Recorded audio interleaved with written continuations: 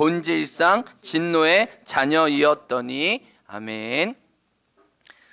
제가 인사를 놓쳤는데 우리 다윤이, 다인이, 뭐 아인이, 다인이, 수인이, 노을이, 다솜이, 하연이는 집에 있나 보네요. 예. 그리고 저기 뒤에 은호 맞나요? 은호 어제 저보고 자기 이제 6살 됐다고 엄청 막 자랑하면서 막 엄청 이제 뿌듯하는데, 또 우리 유라, 그다음에 또 우리 청소년 우리 예린이, 하엘이 있고요. 또 지금 교수긴으로 자고 있는 우리 3명의 아이들 있나요? 지금 유치부실에서 자고 있나요? 네, 우리 이창은 집사님 자녀들 3명 하고 있고요. 우리 저기 뒤에 유병희 집사님 노을이도 있고, 또 우리 어린아이들 있는 아이들 있나요? 이 아이들이 온 참에 그냥 아이들과 함께하는 기도해도 되겠다 마음이 드는데, 우리 아이들 축복하면서 사랑해, 와줘서 고마워. 예. 야, 얘네들 이렇게 아침에 깨 있으면 오늘 하루 이제 어떻게 보낼까요? 그냥 저녁에 그냥 확 자겠네요. 그냥 하나님의 은혜가 가득합니다. 오늘 말씀의 제목은 영적 탈선을 경계하라입니다. 과음 직후 심장마비로 사망 선고를 받았던 한 남성이 영안실 냉장고 안에서 다시 눈을 떴습니다. 그 주인공은 폴란드 보르츠와프주의 작은 마을에 사는 25살 남자 카밀입니다. 카밀은 얼마 전 술집에서 보드카를 마셨습니다. 그러나 과음 탓에 술집에서 나온 지 얼마 안 돼 기절했고 심장마비가 왔습니다. 그는 병원으로 옮겨졌으나 끝내 사망 선고를 받았죠. 그리고 그의 시신은 영안실의 냉장고로 옮겨졌습니다. 한데 얼마 뒤 영안실 보초를 서던 경비원은 냉장고 안에서 이상한 소리가 나는 것을 듣게 됩니다. 경비원은 처음에는 강도인 줄 알았습니다. 그러나 소리는 영안실 냉장고 안에서 계속 들렸습니다. 경비원은 떨리는 손으로 냉장고 문을 열었습니다. 너무 놀라 그 순간 비명을 질렀습니다. 그 안에는 사망 선고를 받았던 이름까지 써 있는 카밀이란, 카밀이 죽은 것이 아니라 살아서 냉동고 문에서 살려달라고 외친 것입니다. 알몬 상태였던 카밀은 경비원에게 심지어 너무 추우니 이불을 달라까지 이야기를 했습니다. 상황을 듣고 달려온 의사들은 재검사를 통해 카밀이 진짜 의학적으로 살아나 있는 것을 확인해 주었습니다. 검사를 한동안 마친 카밀은 물었습니다. 집에 가도 되느냐고. 그리고 정중한 인사와 함께 의사들의 축복을 받으며 병원을 나왔습니다. 그런데 그 이유가 반전입니다. 카밀이 살아나서 의사에게 집에 가도 되겠냐고 물었을 때 모두가 다 집에 가는 줄 알았는데, 카밀이 살아나 다시 간 곳은 바로 술집이었습니다. 언론에서 이 카밀에 대한 이야기를 다루었을 때 그가 다시 살아났다는 사실에 주목하기보다 그가 깨어나서 새로운 생명을 얻었는데 다시 술집으로 간 사실에 더 놀라서 이 카밀의 이야기를 다루었습니다. 도대체 믿겨지지 않는 일이 2번이나 일어났다는 사실에 말이죠. 영적인 생활에서도 카밀처럼 어처구니 없는 일이 벌어질 수 있다는 겁니다. 우리가 하나님의 놀라운 선물, 놀라운 영적인 신분을 받았음에도 불구하고 이전에 하나님을 알지 못하던 상태로 돌아갈 수 있다는 거예요. 내가 이전 상태로 돌아가는 이유는 무엇일까요? 그렇다면 그것은 내 상태가 얼마나 심각하고 끔찍했는지 내가 절절히 깨닫지 못했기 때문에 카밀이 술집으로 다시 돌아간 것처럼 우리도 그리스도 밖에 있었던 옛사람으로 돌아가려고 하는 그런 마음의 진중함을 우리가 잃어버렸기 때문입니다. 오늘 본문은 그리스도 밖에 있었던 저와 여러분의 과거의 실존을 적나라하게 묘사하고 있습니다. 1절 말씀은 분명하게 선언합니다. 우리 1절 다시 한번 읽어볼까요? 시작. 그는 허물과 죄로 죽었던 너희를 살리셨도다. 보십시오. 하나님은 허물과 죄 안에서 우리가 영적으로는 죽은 존재라고 단언합니다. 너희는 허물과 죄로 죽었다라고 단언을 합니다.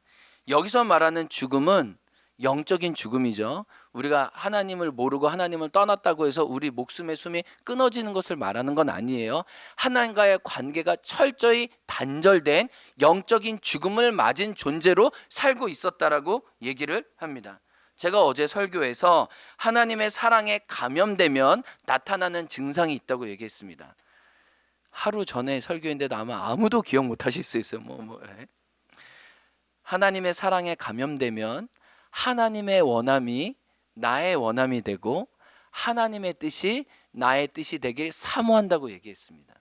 그런데 우리가 영적인 죽음에 감염되면 또 다른 증상이 우리에게 있다는 것을 알게 됩니다. 그 증상은 오늘 2절에 나와 있는데 바로 불순종입니다.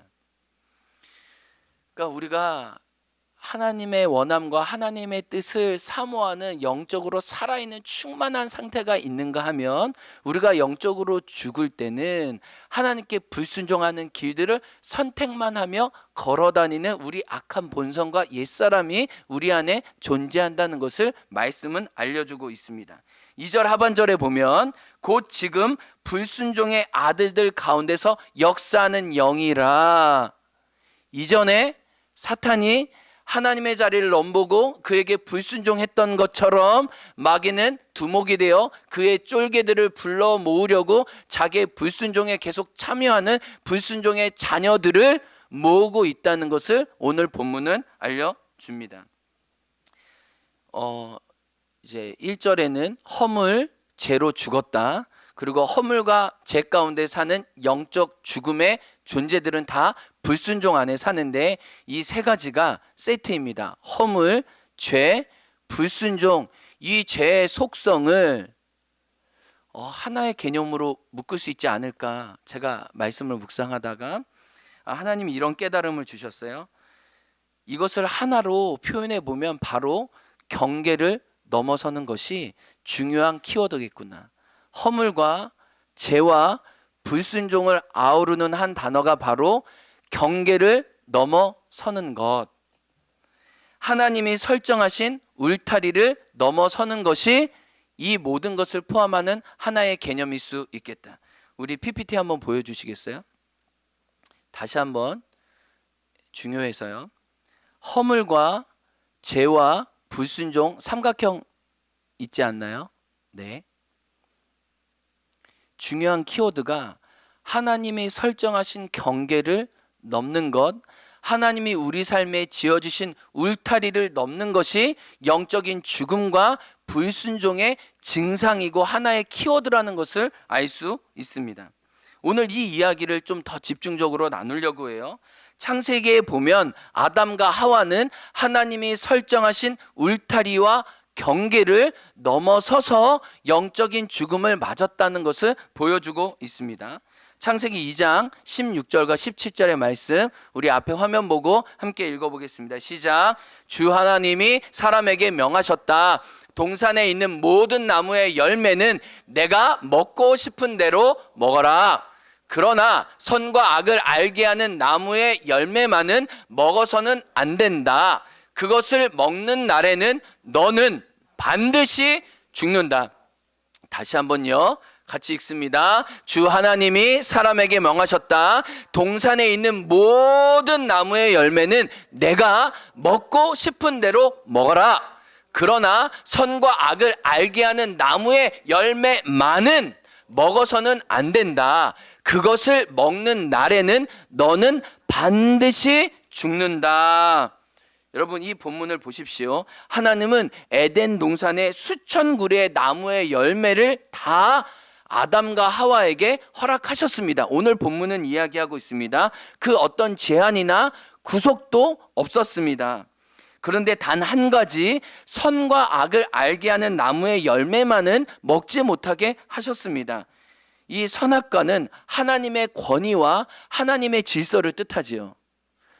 그것을 동산나무 중앙에 두신 것은 하나님이 그 모든 에덴 동산의 주인이시고 통치자임을 상징적으로 아담과 하와가 깨달을 수 있도록 하나님의 권위와 하나님의 통치하심의 상징이었다는 거예요. 너가 나를 주인으로, 나를 왕으로, 나를 우선순위로 두기 시작했을 때 이 모든 것이 너에게 축복이 될 거야. 나는 너가 나의 통치 아래에 있기 때문에 이 모든 선물을 지금도 온전히 이 땅에서 누리며 살기 원해. 이게 너를 향한 나의 마음이야 라고 하나님은 선악과를 통해 아담과 하와에게 보여주신 거죠. 다시 한번 얘기합니다. 너가 나에게 순종할 때 이 모든 것이 나에게 기쁨이 될 테지만 너가 나의 자리를 넘보고 찬탈하려고 했을 때 너는 나와의 관계에서 실제로 죽음을 맞이하게 될 거야 라고 말씀하신 것입니다. 근데 아담과 하와는 창세기 3장 6절에 보면 어떻게 했죠? 우리가 잘 아는 대로 선악과를 따먹었습니다. 근데 선악과를 따먹었는데 반드시 정령 죽으리라 했는데 그들이 육체적으로는 죽었나요? 육체적으로는 죽지 않았습니다. 그러나 뭐가 죽었나요? 영적인 관계는 반드시 깨지고 하나님의 말씀처럼 완전히 부서졌다는 것을 알게 됩니다. 그 결과 아담과 하와는 어디에 서게 되죠? 동산 모든 것을 돌아다니며 각 샘물에게 이름을 붙여주고 하나님의 권위의 방부라는 영적인 존재로 하나님의 다스림을 드러냈던 아담과 하와가 지금 어디에 숨어 있습니까? 말씀의 창세기 3장 8절에 보면 동산 나무 뒤에 숨어서 하나님을 두려워해서 하나님을 피해서 자기 자리를 한 곳에 집중시키고 맙니다. 이건 영적인 원리와 똑같아요. 우리가 하나님께 순종하면 하나님은 우리에게 허락하신 범위 내에서 우리는 완전히 자유롭고 영적인 권세와 생명력을 가지고 충분히 살 수 있지만 우리가 하나님의 설정하신 경계와 울타리를 넘어 그분의 자리를 찬탈하려고 했을 때 여러분의 삶의 자리는 반드시 좁아지고 나무 뒤에 숨을 수밖에 없다는 것을 성경은 알려주고 있어요. 우리가 하나님의 권위를 인정하고 하나님의 진리 안에 자유롭게 살 때는 가장 자유로운 존재로 가장 풍성한 은혜를 누릴 수 있지만 여러분이 하나님의 설정하신 울타리를 넘으려고 할 때 여러분의 자리는 점점점 나무 뒤로 숨게 된다는 것을 오늘 본문은 알려주고 있는 거예요. 영적인 죽음을 맞았던 아담과 하와에게 하나님은 뭐라고 얘기하시죠? 뭐라고 얘기하시나요? 창세기 3장 9절 앞에 화면이 있습니다. 한번 읽어볼까요? 시작. 여호와 하나님이 아담을 부르시며 그에게 이르시되 내가 어디 있느냐. 다시 한번 읽어볼까요? 시작. 여호와 하나님이 아담을 부르시며 그에게 이르시되 내가 어디 있느냐. 여러분, 영적인 죽음을 맞은 인간에게, 저와 여러분에게 하나님이 첫 번째로 하시는 질문은 똑같아요. 내가 어디에 있느냐. 다시 한번요.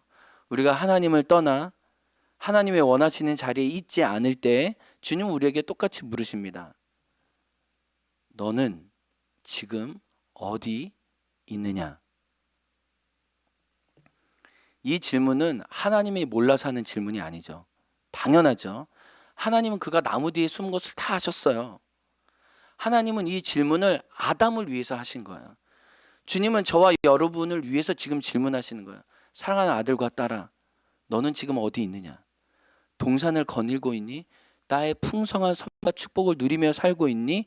아니면 너는 나를 두려워하여 피하여 나에게 너의 모습 그대로 보여주기를 꺼려하면서 너는 나에게서 너의 얼굴을 감추고 있니? 라고 하나님은 저와 여러분에게 물어보시는 거예요. 하나님은 너가 진정 있어야 할 자리에 너가 있느냐라는 거예요. 너가 나의 자리를 넘보고 그 경계의 울타리를 넘어서려고 할 때 너는 얼마나 조그만 존재가 말았는지, 나무 뒤에 그 편에서 나오지 못하는 얼마나 어떻게 보면 영적으로 끔찍한 상태에 너 자신이 있는지, 이게 너가 원하는 결과, 선악과를 맺은 열매의 결과가 결국 이 자그마한 땅 50cm의 땅은 거기서 벌벌벌 나오지 못하는, 이게 진짜 너가 누렸던 선악과를 따먹고자 했던 너의 결과니? 라고 물으시는 거죠. 그런데 우리는 이 말씀을 통해 신약의 십자가의 나무와 연결해서 생각해 볼 수 있습니다.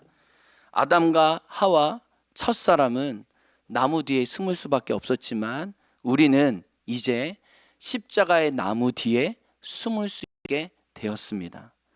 아담과 하와는 자신을 감추고자 하나님이 동산에 지신 나무 아래 자기 몸을 피하려고 했지만 우리는 십자가 나무 밑에 온전한 자유함과 담대함을 얻어 담대히 누구께 나아갑니까?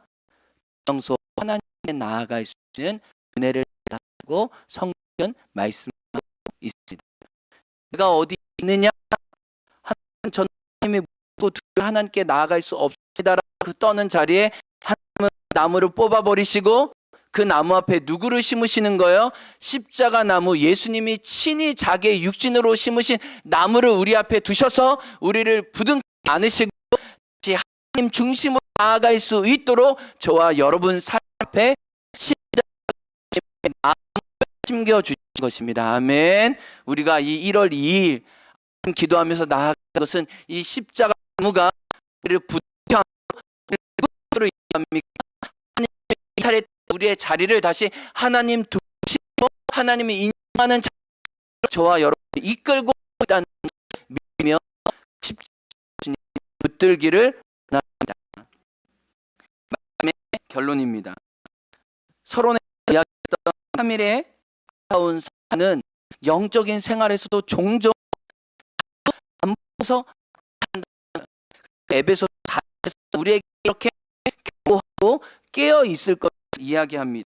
말씀 읽겠습니다. 시작.